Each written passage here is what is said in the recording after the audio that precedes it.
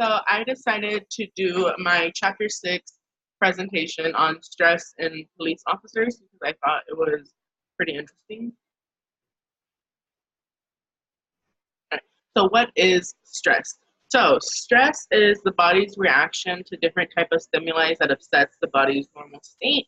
And a stimuli that does and a stimuli that causes stress can be physical, mental, or emotional. And the term stress, it refers to both the body's reaction and the stimuli that caused it. So the stimuli that caused your stress is actually called a stressor, or it can be called stress too, but people also call it stressors. And what you're going through is called stress. So there are 4 different types of stress in police officers, and they are external, organizational, personal, and operational. So external stress. External stress comes from real threats and real dangers, and that police officers go through, and it is a form of physical stress. So one of the most talked about examples of external stress is going on a gun run. Another example that was talked about in the chapter is being in an auto pursuit, and basically any other type of dangerous assignment. And any type of dangerous assignment can be being in a shootout, being held at gunpoint, chasing a robber, those kind of stuff, those kind of things. And this type of stress does result in a high heart rate. So if you endure this type of stress, like in the beginning of your shift, in the middle of the stress, you will have a high heart rate for the remainder of your shift.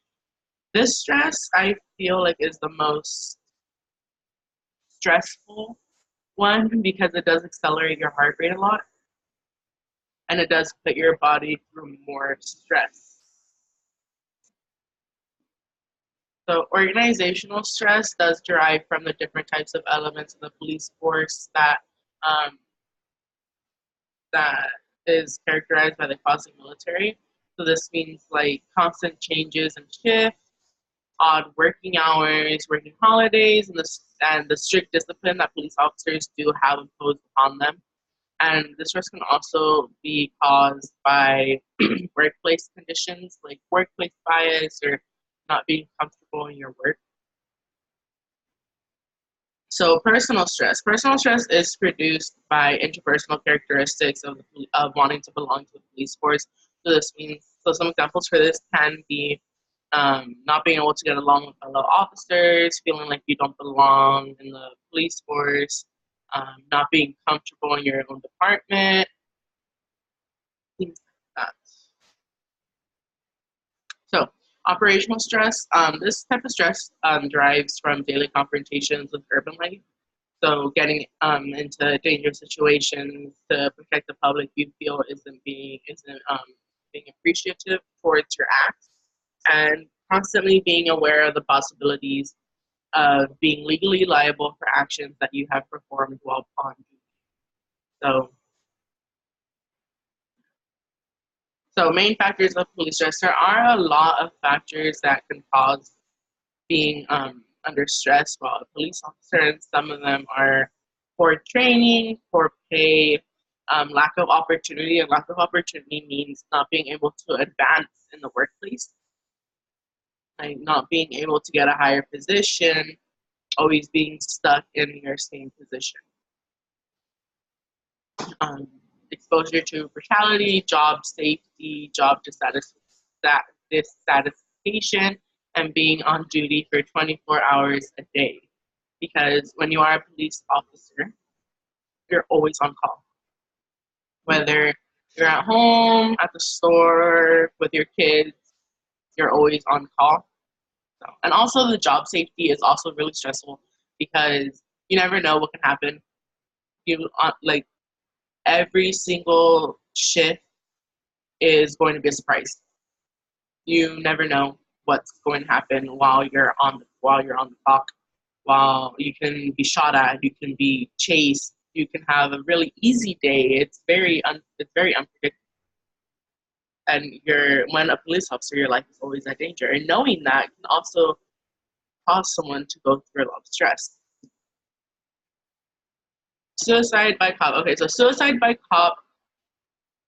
Honestly, I was kind of surprised when I read about this in the chapter because I would always see it like in movies or on TV and stuff like that, and I didn't know like it actually happened. So basically, suicide by cop is when a person puts an officer in a life-threatening situation, and when an officer is in a life-threatening situation, they have to use deadly force.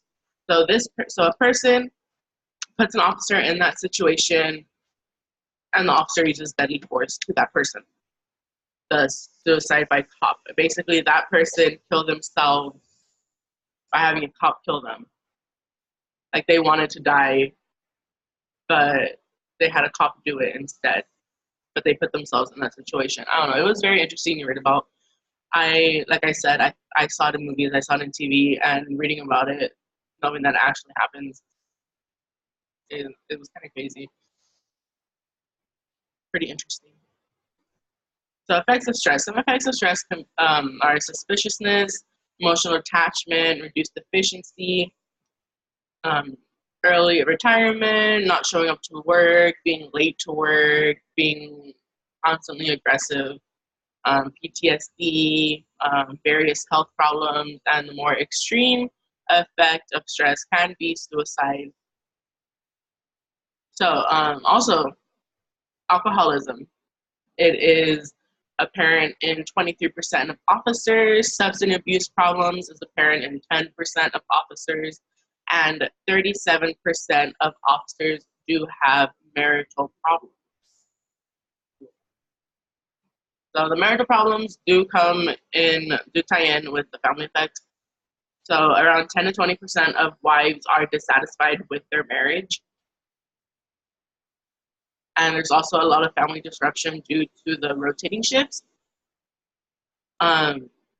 Because I feel when you're a police officer, your shifts are like you don't have a steady schedule. It's always changing. Yeah. And I remember reading in the chapter some of the examples they gave of family disruption can be like being called in and not having a babysitter, or not being able to attend your children's school activities, not going to family events like that. And then also the unpredictable work environment, which I kind of went over through the last slide about never knowing what's going to happen.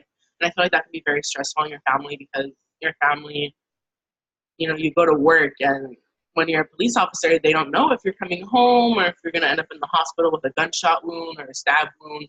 So that can be very stressful on your family, especially your kids, thinking, is daddy coming home today? I think that can be very hard.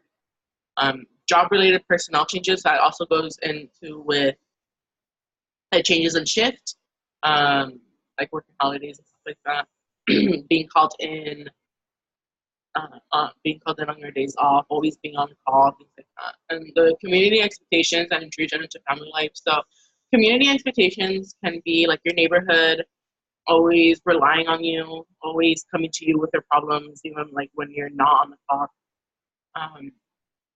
And the chapter also said about your neighbors always thinking you're a police officer, like always expecting you to be on the top of the neighborhood, always thinking you should keep an eye on everything. And then intrusion into family life. What I took from that is that, like, if you busted someone, like if you busted someone for a crime, and then the friend of the person you busted goes after you and your family, like that can happen. And that's what I took from that. So departments dealing with stress. So basically, in 1981, there was a report by the U.S. Commission on Civil Rights, and this report talked about the need for stress management programs and other types of services for police officers.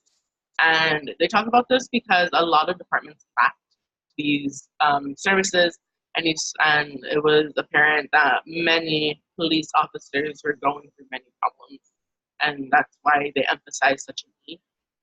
And since that report, many police departments around the nation have acquired these programs, NYPD being one of the first, I believe. In 1986, the New York Police Department trained 100 officers as peer counselors, and these counselors talked to their fellow police officers about their problems, about what they're going through, and things like that. And the NYPD also established a telephone hotline, and this telephone hotline was open. I think it still is, but it was open for 24/7 support to any police officer in need. If any officer wanted to talk about their emotional problems, about their marriage problems, about how stressed they are, about things like that, just always about needing to talk to someone. And I feel like that's very important because when you have a job as stressful as being a as stressful as being a police officer, it's important to talk to someone because at the end, when you build up all that stress and you build up all the emotional problems, like what's gonna happen? You're gonna explode, and you don't know what's gonna like how you're gonna react. So when you do have a stressful job, I feel like it's very important to talk to someone. Me, I school stresses me out. I don't talk to anybody, so I can't imagine not being able, like, actually being able to talk to someone, especially when you have something as stressful as being in